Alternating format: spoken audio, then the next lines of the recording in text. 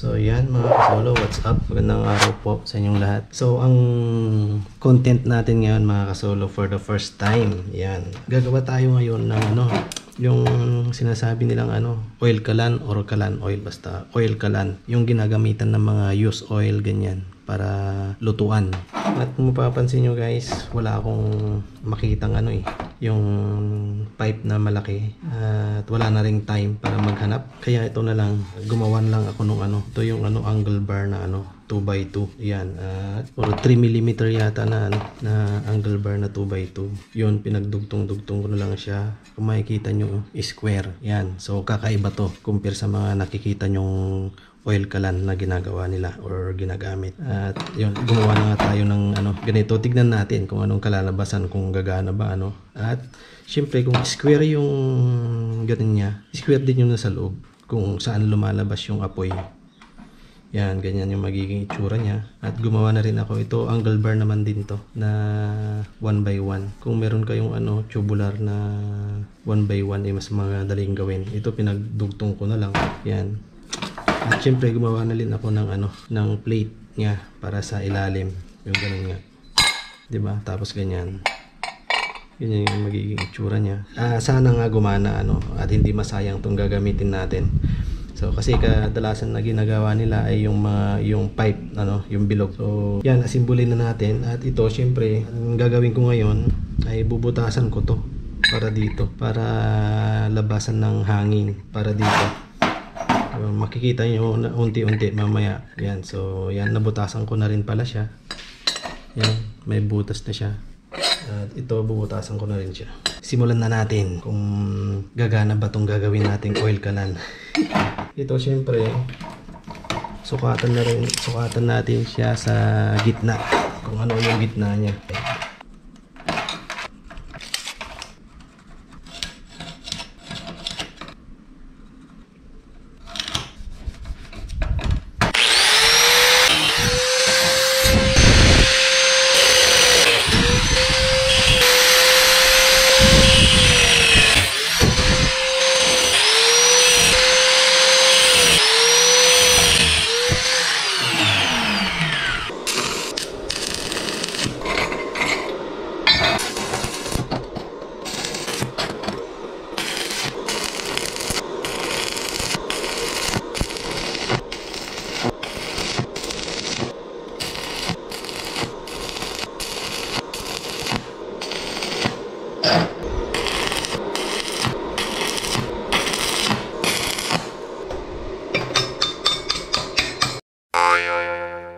Yan, so na-welding na natin. Yan, pinalagyan na natin siya dito.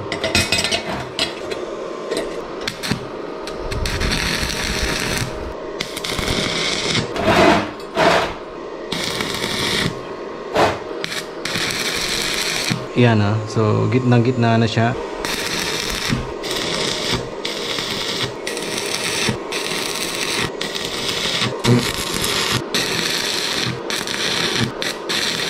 Yan, at sunod na nating i-welding to.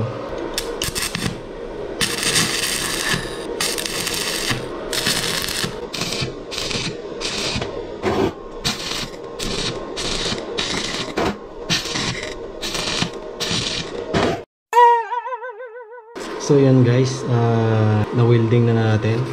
Dapat maganda yung pagkaka-weld para walang tatagas na langis. Siyempre, susunod natin to.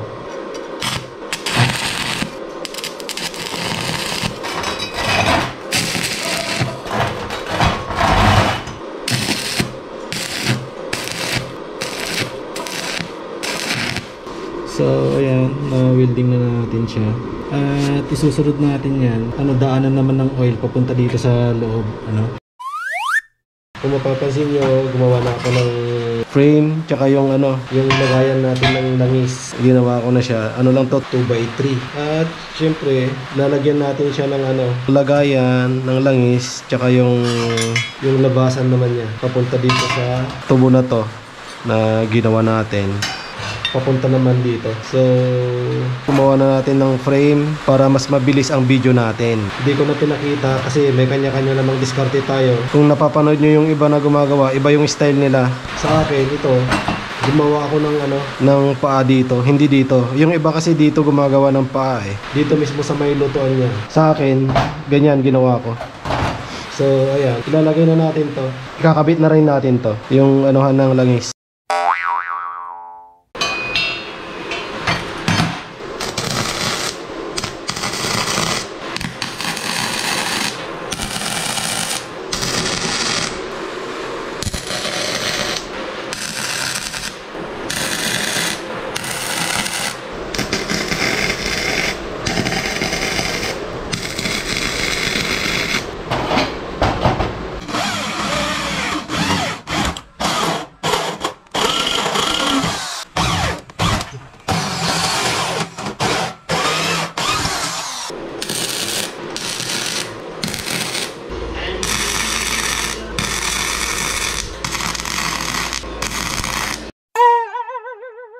So ayan guys, gumawa na rin tayo ng ng para dito. Lalagay na natin.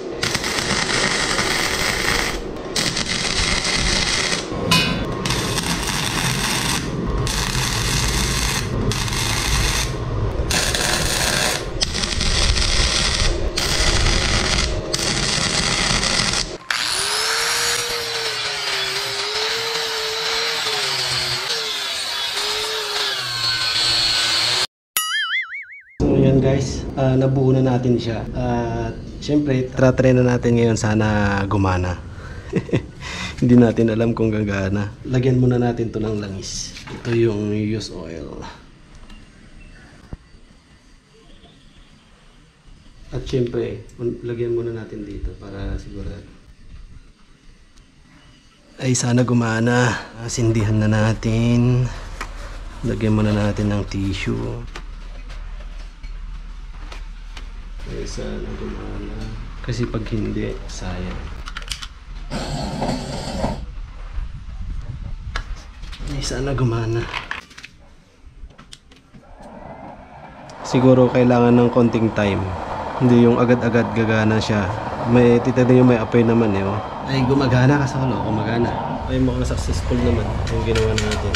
Yung siyempre gagawa ulit tayo ng iba, yung talagang bilog naman, huwag na yung ganyan square. So baka mas maganda talaga pag yung bilog. Yan, ang lakas ng apoy. Diba? A few moments later.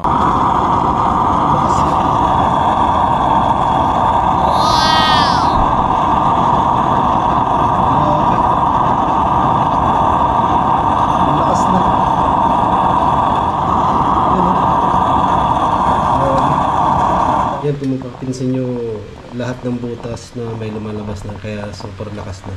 Yan o. Ganyan pala pag medyo matagal-tagal lang siyang palakasin. Pero yan o, makikita nyo, grabe. Sobrang lakas na siya. So matagal-tagal lang siyang palakasin pala pag ganito. So makikita nyo lahat ng butas talaga may lumalabas na. So maliban lang muna sa gitna. Grabe o, ang lakas. Yan, lakas ang ulit natin.